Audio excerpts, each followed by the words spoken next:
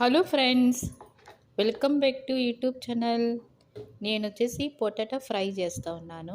Cooker పెట్టుకొని కుక్కర్లో oil వేసుకున్నా, ఆవాలు జీలకర్ర తాలింపు పెట్టుకోవాలి ఫ్రెండ్స్.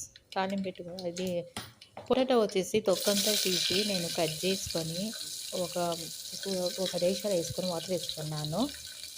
దానికి తర్వాత కుక్కర్లో వచ్చేసి ఇది ఆవాలు జీలకర్ర వేసుకున్నాను కదా. తర్వాత ఇది వచ్చేసి ఎర్రగడ్డ, చూడండి ఎర్రగడ్డ వేసుకున్నాను సన్నగా తరిగి. అది బాగా ఫ్రై అయినాక టమాటా ఉంది, పండు టమాటో, అది కట్ చేసుకొని కుక్కర్లో వేసుకున్నాను. ఒకేసారి కరివేపాకు, మళ్ళీ కొత్తిమీర, తెల్లగడ్డ, టెంకాయ. ఈ తెల్లగడ్డ టెంకాయ బాగా దంచినాను, రోట్లోనే అది వచ్చి కుక్కర్లో వేసుకున్నాను. అని తర్వాత ఈ టమాటా కొంచెం బాగా ఫ్రై అయింది. ఈ పొటాటో ఉంది కదా, ఈ పొటాటో వచ్చేసి కుక్కర్లోనే వేసుకున్నా. కుక్కర్లో అయితే 3 విజిల్ ఉడికిపోద్ది. దేశాల్లో అయితే చాలా సేపు అవుతుంది ఫ్రెండ్స్. నేను బయటికి పోవాలి షాపింగ్కి, అందుకే బినబిన చేస్తూ ఉన్నాను.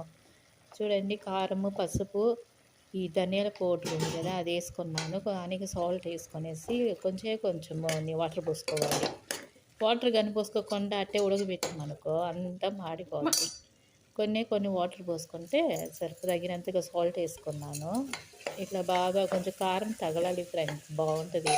నేను పూరి చేసినాను, అన్నము ఉంది, బాగుంటుంది. అన్నంలో కూడా బాగుంటుంది. పూరి, చపాతీ, ఇడ్లీ వాటిలల్లో కూడా బాగుంటుంది, బాగా టేస్టీగా బాగా ఉంటుంది.